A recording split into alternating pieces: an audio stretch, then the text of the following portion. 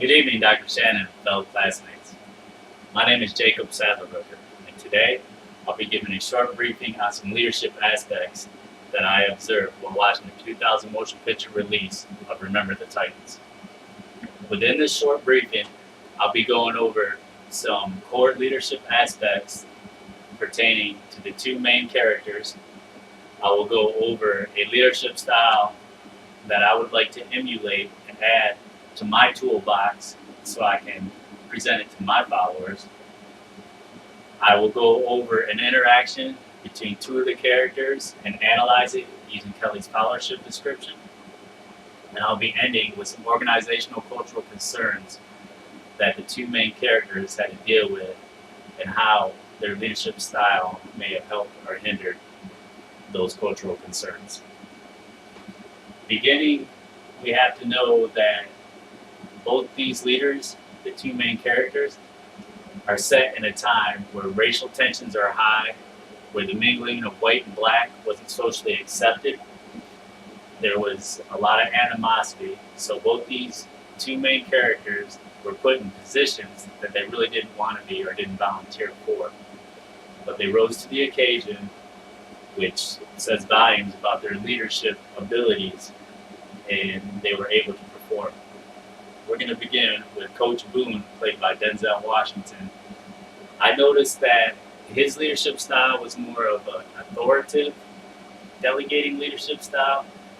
He was a dictator, basically. He wanted control of everything. He second-guessed Coach Yotes at every turn. He demanded perfection from his players. He was basically hard when it came to his goals. He wanted to win. He put that above everything. The care for the group, the decision making, everything. Winning was the only thing for him. So he was basically had a transactional foundation. He was goal setting. He used the award system. There was a situation within the movie where one of the players needed water, and they told the coach that they needed water, and Coach Boone basically replied that they didn't deserve water, that he didn't deserve water because of his performance. Coach Yotes, played by Will Patton, was more of a paternalistic leadership style, meaning he was more parental towards, he cared for him on an emotional level, and he wanted to help them. Now, during a situation like this, and back in the day, I think Coach Boone's style was more acceptable. Coach Yotes' style is good, and it can be conducive and help to the individual. I don't believe that type of leadership style helps the group. So while Coach Yotes is being paternalistic to one person, the other people are suffering. A leadership style that I would like to emulate that I noticed while watching this movie is the transformational style. It's a great leadership style to have. And Gary, the team captain, possessed this style. At the beginning, he was standoffish. He didn't want to mix the races. He was worried about his people and if they were going to play. But as time went on, he transformed. He changed his moral obligations. He put the team and their goals above his own, and he was able to transform his teammates and get them to work together and to realize that everybody is a person regardless of race or ability. That transformational style is such a strong style to possess. There was an interaction between Coach Boone and Coach Yotes towards the end of the movie where Coach Yotes finally admitted that he needed help, that his defense was getting beat. So he went to Coach Boone and he swallowed his pride and asked Coach Boone for help, which made him, at that time, an effective follower according to Kelly's scholarship description. He was able to put the organizational goals above his own. He was able to transform his needs and make it the needs of the group. and work with Coach Boone, and they went on to win the game because of it.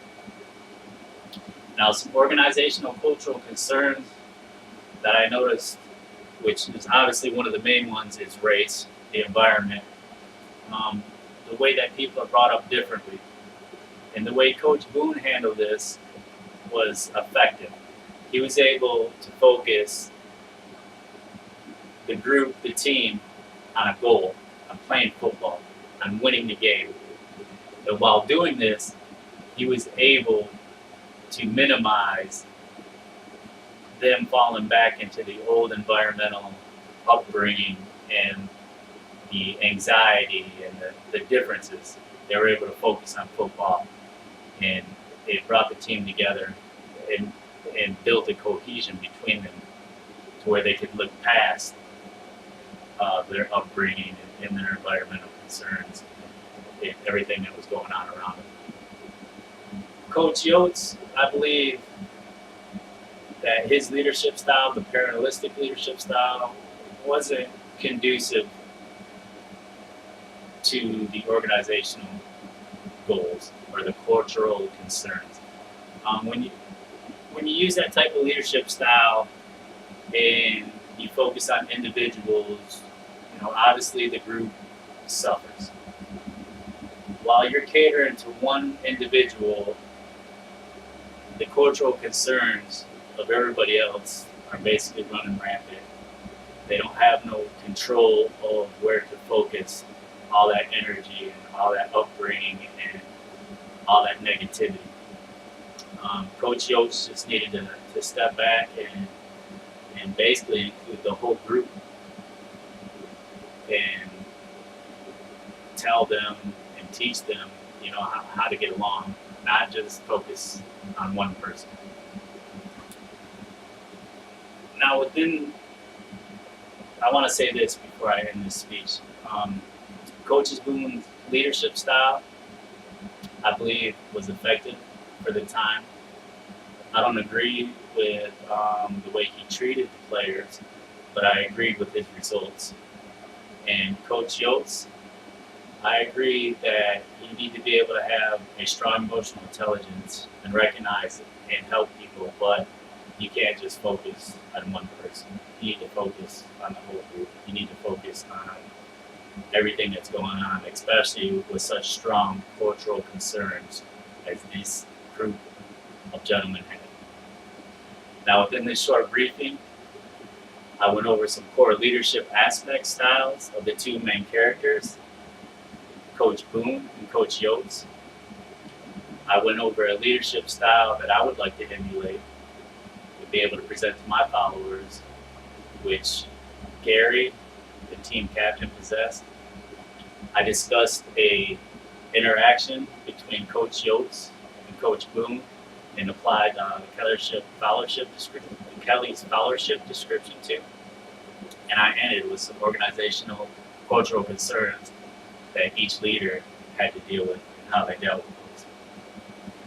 I want to thank you at this time for listening to my brief, and I hope you all have a good day.